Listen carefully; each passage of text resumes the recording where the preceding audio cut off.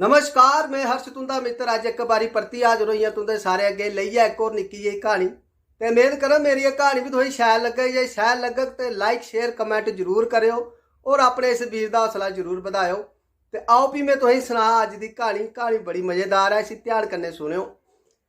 कि जे एक कोई संत महाराज होंदे, वो कुसै शाह कोल जंदे। शाह होर होंदे संत महाराज उंदी चंगी सेवा आदर खादर करदे। संत महाराज खुश हो जाते। तो वह शाह होरें आखदे, महाराज तुसें बड़ी मेरी आदर सेवा की है, तो जे तुस आखो तो तुसें प्रभु दे कन्नै मलाई देआं। तो शाह होर आखन लगे, महाराज अजे मेरा जेह्ड़ा जागत है बड़ा लोका, उसी थोड़ा बड्डा ही लैन दिओ, थोड़ी जिम्मेवारी उसी सांभ लैन दिओ, भी अऊं तुंदे कन्नै चली पऊं महाराज। संत होरें आखेआ ठीक है महाराज। संत होर चलिए। संत होर फिर कई सालें बाद फिर वापस आए। तो मुड़ियै ओह् शाह होरें आखन लगे, महाराज शाह जी जे तुस आखो तो हूँ चलचै, हूँ तुसें प्रभु कन्नै मलाई देआं।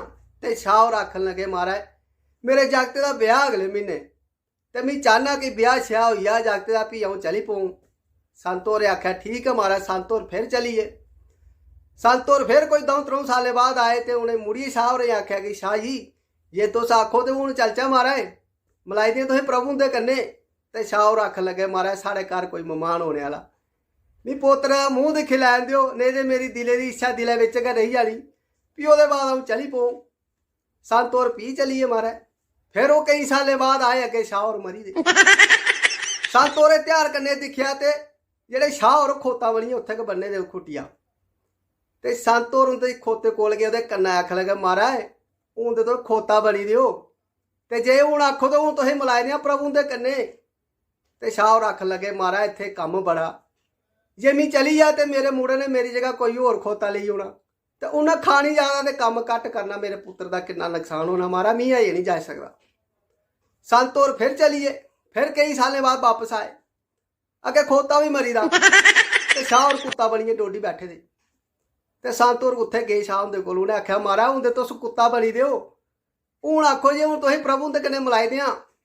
तो शाह होर आखन लगे, महाराज मेरी नूंह इन्ना सुन्ना पाइयै फिरदी, जे कल गी कोई चोर चुक्का आई जा कि मेरी नूहें ही कोई बंदे गल के त्रूड़न लगी पिया, तो भी कम से कम भौंकिए सनाई ते लैंगनी, महाराज मैं अजे नहीं जा सकता। संत होर फिर चलिए महाराज। संत होर फिर कई सालें बाद आए, अगे कुत्ता भी मरी दा, तो शाह होर डड्डू बनी छपड़ी पर बैठे दे, टर टर करा दे। तो संत होर उत्थे गए, उन्हें आख्या, महाराज शाह जी हूं ते तुंदी देखो के हालत होई दी, महाराज छपड़ी बेहियै डड्डू बने, हूँ आखो जे हूँ चलचै, हूँ तुसें प्रभु दे कन्नै मलाई देआं। तो शाह होरें गुस्सा चढ़िया आखा, महाराज तुस की मेरे मगर पेदे, मैं इत्थे बैठी अपने दोतरे पोतरे दिखिए खुश होना, ते कन्नै टर टर करदे रौह्ना, दुनिया च होर भी बंदे ने महाराज, तुस मेरे गै मगर की पेदे, मैं नहीं जाना महाराज। ते संत होर चलिए बेचारे।